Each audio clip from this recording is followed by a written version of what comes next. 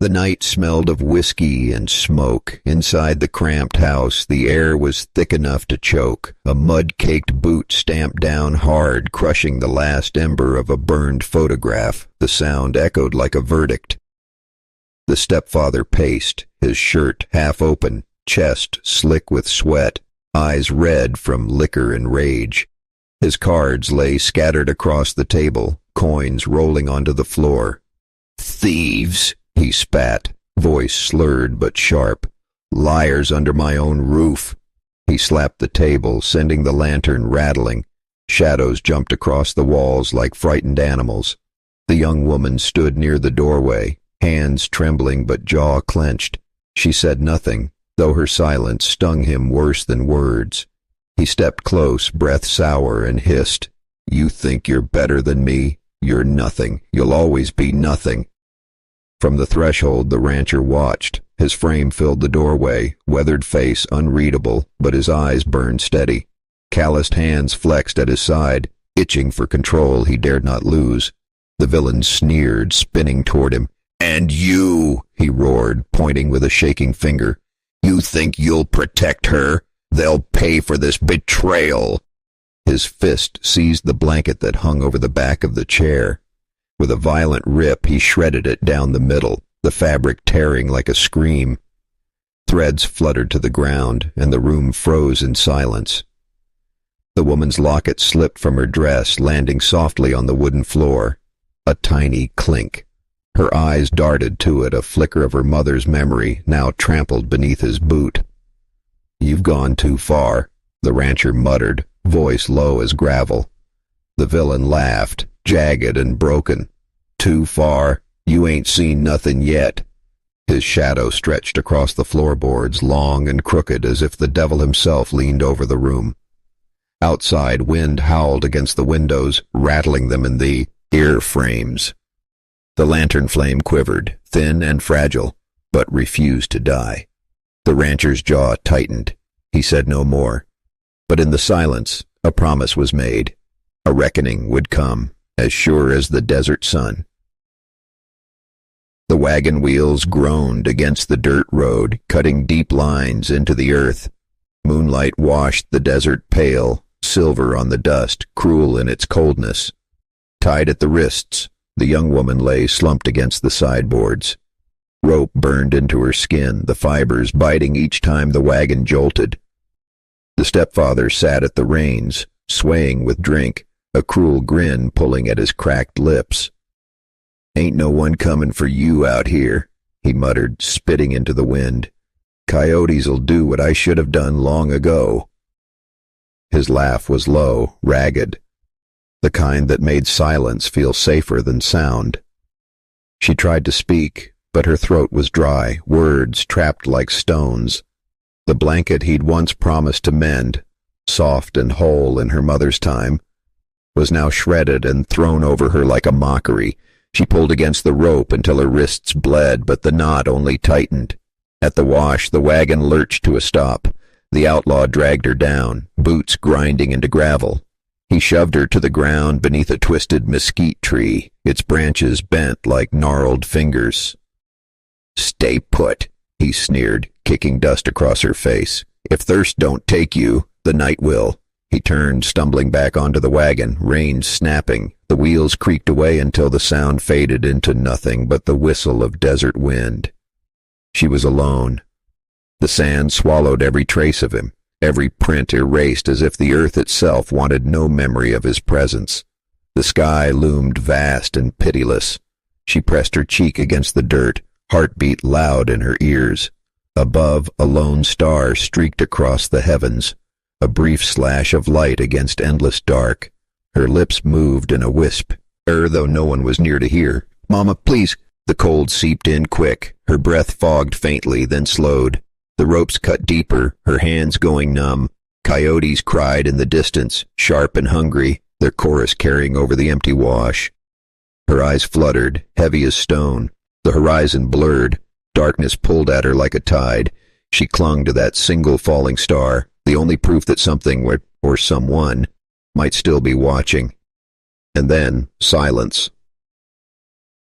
The rancher rode through the desert, hooves kicking up clouds of dust that glowed in the lantern light of the nearby homestead. His eyes, sharp and steady, scanned every shadow, every whispering gust of wind. The wagon tracks led him straight to her, or what remained, the shredded blanket flapping like a tattered flag beneath the mesquite. He dismounted, boots sinking into cold sand, and crouched beside her. She shivered, face streaked with dirt and tears, wrists raw from the rope. "It's all right," he murmured, voice low, gravel rolling over warmth. "You're safe now. Come with me." She looked at him, disbelief etched in every line of her young face. Her lips trembled, but she nodded, and he untied the ropes with methodical care, the knots giving way under calloused hands. He draped a spare poncho over her shoulders. It smelled of smoke, wood, and safety, a small shield against the night's cruelty. Together they trudged toward the ranch house, its silhouette a dark promise against the fading horizon. Inside, low beams painted the walls in honeyed shadows. A cast-iron stove hissed warmth into the room. Jars of pickled peaches lined the shelves, scents mixing with the smoke. Simple, solid, human life. He seated her by the fire and produced a small cup of water. She drank greedily, each sip a surrender to survival. The rancher worked silently, tending the bruises and scrapes, his hands steady, deliberate, almost gentle. "You're stronger than he'll ever knew, Al," he said quietly, eyes meeting hers. She swallowed, biting back tears that were both grief and relief. Outside, the wind rattled the windows, carrying the scent of sage and distant danger. The rancher placed a hand on her shoulder. "He'll come back," he said, voice hardening. "But we'll be ready." Her gaze dropped to the shredded blanket now folded at her feet, a symbol of both her torment and the faintest glimmer of hope. The narrator's voice threads through. In a world that tore her life apart, one man offered a stitch, one hand against the tide of cruelty, one flame to light the darkness. The woman's fingers hovered over the blanket, tracing the threads. I can't believe anyone would," she began, but the rancher's steady hand cut through her fear with a simple, grounding gesture. "You will, because you survived, and now you fight back, your way." A distant coyote howl echoed, a reminder that the night was still wild. Yet inside the cabin, firelight danced, shadows shrinking, and hope, fragile but stubborn, burned quietly in their hearts. The morning haze barely lifted the desert's chill when word came that he had returned. The villain moved like a shadow in the town, boots scuffing the boardwalk, spurs clinking faintly, his eyes scanning for whispers of humiliation and revenge. He had swagger now, more dangerous than the night before, fueled by wounded pride and liquor. The young woman watched from behind the cabin window, her knuckles white against the frame. The rancher stood beside her, arms crossed, jaw tight. "He's back," she whispered, voice trembling. The rancher's eyes didn't waver. "Then we hold our ground. Let him see we're not afraid." The villain entered the corral, eyes narrowing as he spotted the rancher. "Thought you could hide her from me," he snarled, stepping closer, hand twitching near the knife at his belt. His gang lingered in the shadows of the nearby barn, silent, waiting. The rancher's gaze was cold, controlled. Not tonight. Not ever again. His hand hovered near his side, ready, but he did not strike. The weight of his presence alone held the villain at bay. Dust swirled around their boots, kicked up by the steady desert wind. Lanterns hanging from the barn cast wavering light, painting long, tense shadows across the ground. The young woman took a tentative step forward, heart hammering. The villain sneered, mouth curling, but his advance faltered as the rancher's steady stare pinned him. "You won't touch her," the rancher said, voice low but iron strong. For a heartbeat, time hung still. Only the whisper of wind, the creak of boards under boots, the distant cry of a hawk breaking the silence. Then the villain spat on the dirt, laughed bitterly, and stepped back, retreating. His gang followed, shadows slipping into the morning light, plotting revenge that would come in the night, not today. The rancher exhaled slowly, eyes tracking their retreating forms. The woman's shoulders sagged with relief, but the tight knot of fear in her stomach remained. She whispered, I thought he'd... The rancher's hand brushed hers, firm, grounding. He'll return, but he won't win. Not while we stand together.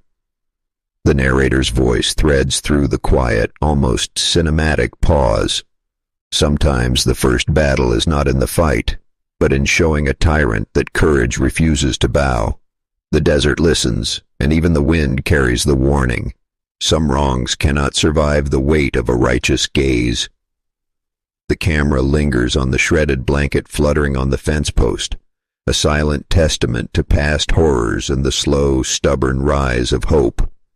The sheriff arrived just as the sun pierced the morning haze, boots crunching against the dry earth, badge catching the faint gold of dawn. His horse snorted, stamping impatiently, mirroring the tension in the town. He moved with authority tempered by years of watching cruelty go unpunished, a man who understood the slow grind of justice. Inside the ranch stable, the young woman sat on a wooden crate, fingers tracing the frayed edge of the blanket. Her eyes were wary, scanning each shadow, each creak of the structure. The rancher stood beside her, arms crossed, eyes fixed on the doorway. When the sheriff stepped in, the air shifted, calm but charged with the weight of law. Ma'am, the sheriff said, voice low but firm. You've been through hell. We need your account. Every detail counts. He nodded to the rancher. And you, sir, did well bringing her here safe. But the law must take the next step. She swallowed, throat tight. I don't know if I can. He'll come back and... Her voice faltered. The rancher's hand on her shoulder steadied her. We do this together, he said. Silence only strengthens him. The sheriff crouched slightly, matching her gaze. Courage isn't always loud, he said. Sometimes it's putting one foot forward when the night seems endless. His words, simple but steady, struck like flint. Outside, a group of townsfolk gathered, whispering. Some scowled at the villain's growing shadow in town. Others trembled at the thought of confrontation. In the corner, the preacher, a quiet figure with hands clasped over his worn coat, murmured a prayer, grounding the room. Justice is patient, he said softly, but it cannot be denied. The woman drew a deep breath, nodding. She began to speak, recounting the stepfather's cruelty, the shredded blanket, the night he left her in the wash. Each word carved a small space of power back into her story, each pause a claim of agency. The rancher remained vigilant, scanning windows and doors, a sentinel in shadowed light. The sheriff took notes, eyes narrowing. We'll act, he promised, but be ready. Evil doesn't announce itself with honesty. It slinks, it plans, it returns. The rancher tightened his fist, knuckles whitening. Outside, the desert wind whispered through the boards, a haunting accompaniment to their resolve. The narrator intoned, when law and courage meet, hope awakens. Even the smallest truth spoken in fear becomes a weapon against tyranny. In this town, and in every heart that refuses silence, justice begins not with guns, but with the courage to be seen. Night fell like a velvet trap over the ranch. Shadows pooled in every corner, lanterns flickered weakly, and the wind carried the distant sinister whispers of coyotes. The villain had returned, and this time he brought the weight of his gang with him. Torches bobbing like hungry eyes in the darkness, horses stamping nervously, hooves kicking up clouds of dust that glittered under the pale moonlight. The young woman crouched behind stacked feed sacks in the barn, knees drawn tight, heart hammering. Every creak of the old wood, every rustle of hay, made her flinch. The rancher stood in the open doorway, shotgun ready, his eyes steady, his frame a wall between her and the darkness. "Stay low," he muttered, voice barely above the hiss of the wind. Not a sound. The gang moved in waves, torches held high, shadows leaping across the barn walls. One of them swung a lantern carelessly, spilling light across the floorboards. The villain grinned, eyes gleaming with the thrill of terror. "Thought you could hide, huh?" he sneered. "Thought we'd let the night pass without paying our dues?" The rancher shifted his stance, the shotgun heavy in his hands, every muscle coiled like a spring. "You'll not touch her," he growled, voice low and lethal.